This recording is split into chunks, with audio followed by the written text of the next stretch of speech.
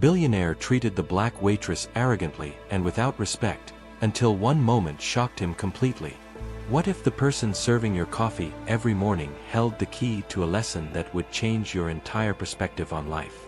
What if behind their tired smile lay a story so powerful it could humble even the most arrogant heart? Richard Thompson sat in his usual corner booth at Miller's Diner, tapping his expensive watch impatiently. At 42, he'd built a tech empire worth billions, but success had hardened him into someone who measured people by their bank accounts.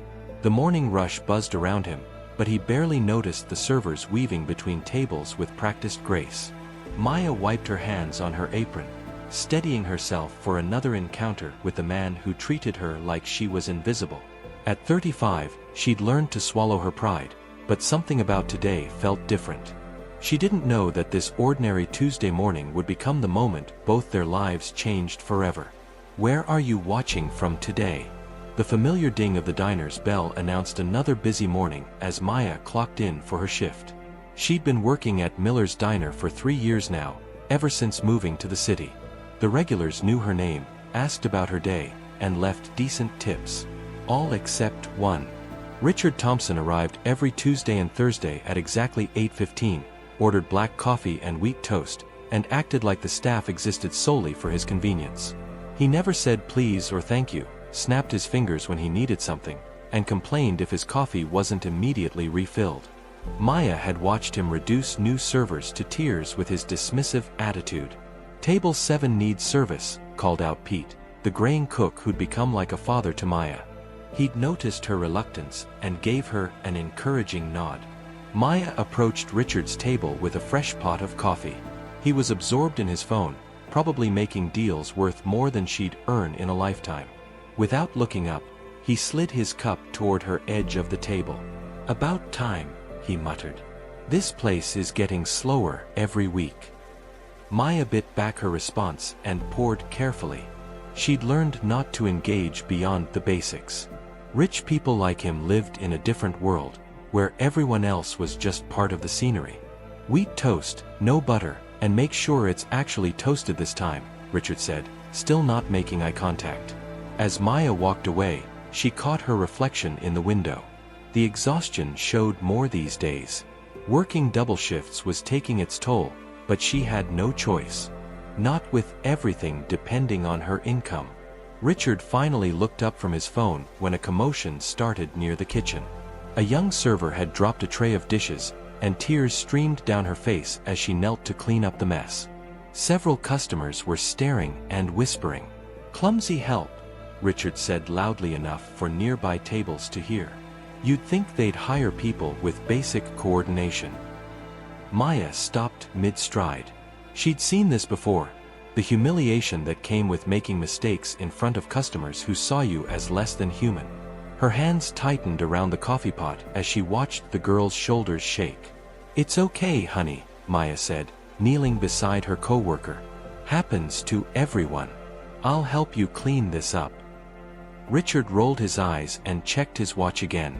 These people were so dramatic over nothing. A few broken plates weren't worth crying over. He had real problems to deal with: board meetings, merger negotiations, decisions that affected thousands of employees. But as Maya helped the crying girl to her feet, something flickered across her face that Richard had never noticed before. A kind of strength that seemed familiar somehow, though he couldn't place it. The breakfast rush continued around them, but Richard found himself watching Maya as she moved between tables. There was something about her quiet dignity that bothered him, though he couldn't say why. She handled every customer with patience, even when they were rude or demanding. What Richard didn't know was that Maya's story held secrets that would shatter every assumption he'd made about who deserved respect and who didn't. The following Thursday, Richard arrived to find Maya training a new server, patiently explaining how to balance multiple orders while keeping customers happy. He watched her demonstrate how to carry 3 plates at once, her movements efficient and graceful despite the worn-out shoes she wore. "The key is staying calm," Maya told the trainee.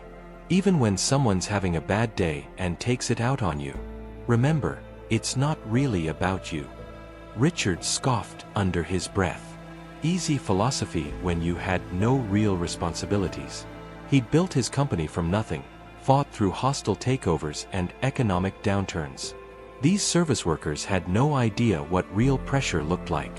When Maya brought his coffee, Richard decided to test his theory. You know, if you people worked as hard as you complained, maybe you'd amount to something more than serving coffee. Maya's hand paused for just a moment as she set down his cup. When she met his eyes, Richard was surprised to see not anger, but a kind of sad understanding. "I hope you have a better day, sir," she said quietly, and walked away. Her response unsettled him more than anger would have. There was something in her voice, a dignity that reminded him of someone, though the memory stayed just out of reach. An hour later, Richard overheard Maya on her break, speaking softly into her phone. "I know, sweetheart, but Mommy has to work extra shifts this week. Mrs. Patterson will pick you up from school, okay? I'll be home in time to help with your homework, I promise." The tenderness in her voice caught Richard off guard. She was a mother. Somehow, that simple fact made her seem more real, more human than the invisible server he'd dismissed for months. His phone buzzed with an urgent message about a contract deadline. As he typed his response, he found himself glancing up at Maya. She was refilling sugar dispensers, her movements automatic as she worried her bottom lip. The same gesture his own mother used to make when money was tight. The memory hit him like a physical blow. His mother, working 3 jobs to keep their apartment, coming home exhausted but always asking about his day. She'd waitress too, at a place not unlike this one, dealing with customers who probably treated her exactly the way he treated Maya. "Excuse me," said an elderly man at the next table, interrupting Richard's thoughts.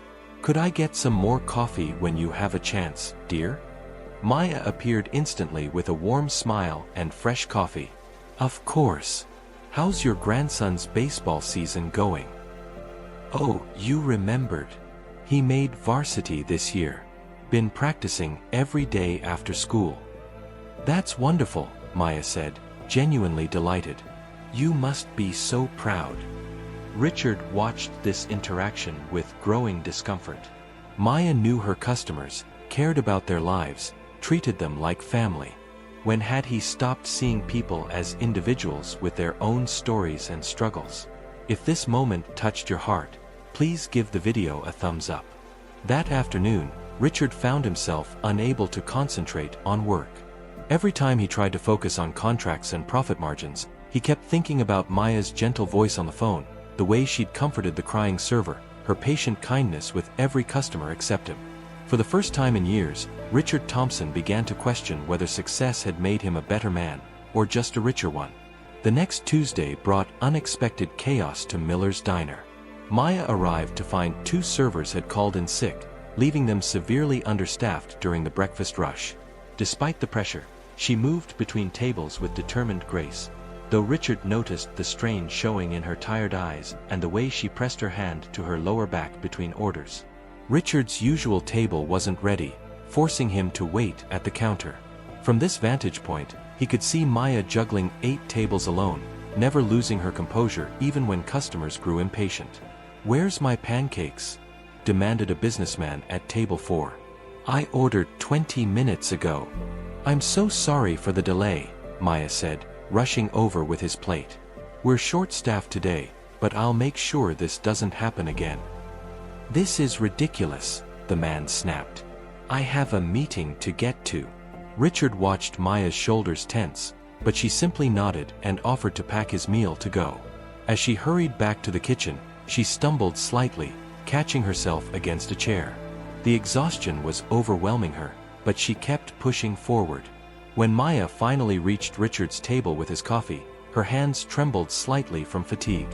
As she poured, a few drops splashed onto the saucer. "Can't you do anything right?" Richard said, his voice sharper than usual. "This is exactly why people like you never."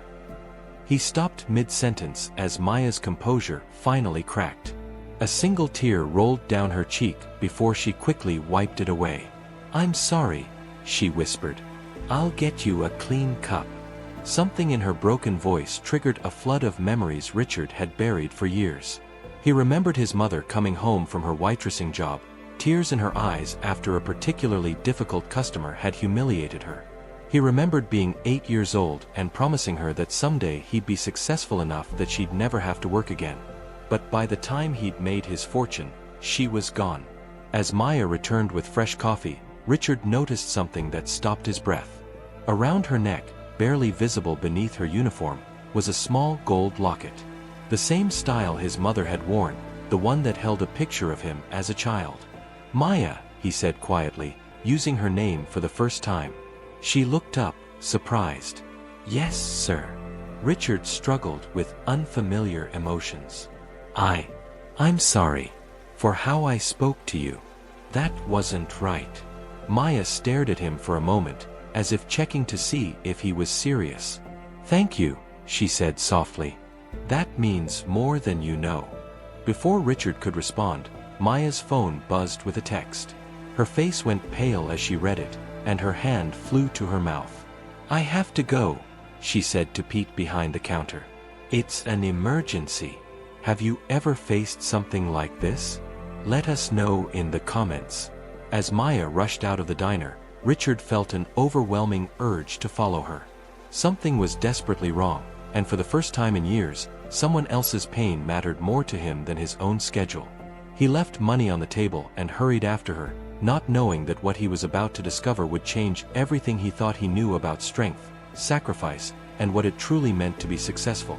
Richard found Maya in the parking lot, frantically trying to start her old car as tears streamed down her face. The engine sputtered and died, refusing to turn over. Through her passenger window, he could see children's drawings taped to the dashboard and a car seat in the back. "Maya, what's wrong?" he asked, approaching cautiously. She looked up, startled and embarrassed to be seen crying. "My daughter's school called. She's sick and needs to be picked up, but my car won't start. The bus doesn't run to her school, and I can't afford a taxi." Richard's heart clenched as he saw the desperation in her eyes. This was the same helpless fear he'd seen in his mother's face when their old car broke down and she couldn't get to work. "Let me drive you," he said without hesitation. Maya shook her head. "I can't ask you to do that. You're a customer, and I know you have important—" "Nothing's more important than your daughter," Richard interrupted, surprising himself with the conviction in his voice. "My car's right here." During the 20-minute drive to the elementary school, Maya gradually opened up. Her daughter Lucy was 7 years old, the light of her life. Maya's ex-husband had left when Lucy was diagnosed with a chronic condition that required expensive medication and frequent doctor visits. "The insurance through the diner helps, but it doesn't cover everything," Maya explained quietly. "That's why I work double shifts. Every penny goes toward her care and keeping us in a decent neighborhood with good schools." Richard listened in stunned silence. While he'd been judging Maya as someone who lacked ambition, she'd been fighting a battle that required more courage than any business deal he'd ever made. At the school, Maya rushed inside while Richard waited in the car. Through the window, he watched her emerge with a small girl who had Maya's gentle eyes and a brave smile despite feeling unwell. Maya's entire demeanor transformed as she scooped her daughter into her arms, whispering comfort and love. "Mommy, who's that?" Lucy asked, noticing Richard through the car window. "That's Mr. Thompson, sweetheart. He gave us a ride when our car wouldn't work." Lucy waved shyly at Richard, and he felt his chest tighten. She looked so much like his mother at that age. The same determined chin, the same bright intelligence in her eyes despite being sick. During the drive to their small but tidy apartment, Lucy chattered about school between coughs. She was clearly bright, talking about her favorite books and the science project she was working on. Maya listened with complete attention, asking questions and celebrating each small achievement. Richard realized he was witnessing something he'd forgotten existed: the pure, unconditional love between a mother and child, and the incredible strength it took to provide that stability while struggling just to survive. As they pulled up to Maya's building, Richard made a decision that surprised even him. "Maya, I need to tell you something," he said, turning to face her. "I've been thinking about my own mother a lot lately, and I realize I owe you more than just an apology." If you've been enjoying this story, subscribe to our channel for more heartwarming tales. What Richard said next would begin to heal wounds neither of them knew they were carrying, and prove that sometimes the most powerful moments happen when pride finally gives way to humanity. My mother was a waitress too, Richard said, his voice thick with emotion. She worked 3 jobs to keep us afloat after my father left. I used to be so ashamed of that when I was young, so determined to become successful that I'd never have to worry about money again. But somewhere along the way, I forgot the most important thing she taught me, that every person deserves dignity and respect, regardless of what they do for a living.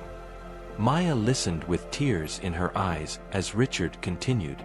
I've spent years treating service workers like they were beneath me, and I realize now that I was treating them the way I was afraid people treated my mother. I'm sorry, Maya. You're one of the strongest people I've ever met, and I was too blind to see it. Lucy had fallen asleep against her mother's shoulder, peaceful and trusting. Maya stroked her daughter's hair gently as she processed Richard's words. Thank you for sharing that with me, she said softly. And thank you for today. You didn't have to help us, but you did. Richard reached into his jacket and pulled out his business card, writing something on the back. This is my personal number. I want you to call me if you ever need anything. And I mean anything. Car repairs, medical bills, whatever comes up. Maya started to protest, but Richard held up his hand. This isn't charity, he said firmly. This is me trying to honor my mother's memory by doing what she would have wanted me to do. She always said that real success is measured by how you treat people who can't do anything for you in return. Over the following weeks, Richard's visits to Miller's Diner became the highlight of his day. He learned that Maya was taking night classes to become a nurse, studying after Lucy went to bed and during her breaks at work. He quietly arranged for his company's scholarship program to cover her tuition, though Maya never knew where the anonymous funding came from. He also made changes to his own company, implementing better benefits for support staff and creating a program to help employees further their education. Each policy change was made with Maya's quiet strength in mind. Months later, when Maya graduated nursing school with honors, Richard was there in the audience, clapping proudly as if she were family. Lucy had grown taller and healthier, her medical needs easily managed now that money wasn't a constant worry. You know what the best part is? Maya told Richard after the ceremony, as they watched Lucy play with other children on the campus lawn. What's that? She'll grow up in a world where she never has to choose between her dreams and taking care of the people she loves. Richard smiled, thinking of his mother and how proud she would have been to see the man he'd finally become. Success, he'd learned, wasn't about accumulating wealth or power over others. True success was about lifting others up, about remembering that every person you meet is fighting a battle you know nothing about, and choosing kindness anyway. If you enjoyed this story, please remember to like, leave a comment with your thoughts, and subscribe for more heartwarming tales. Thank you for joining us on this journey of discovery and redemption. Sometimes the most important lessons come from the most unexpected teachers.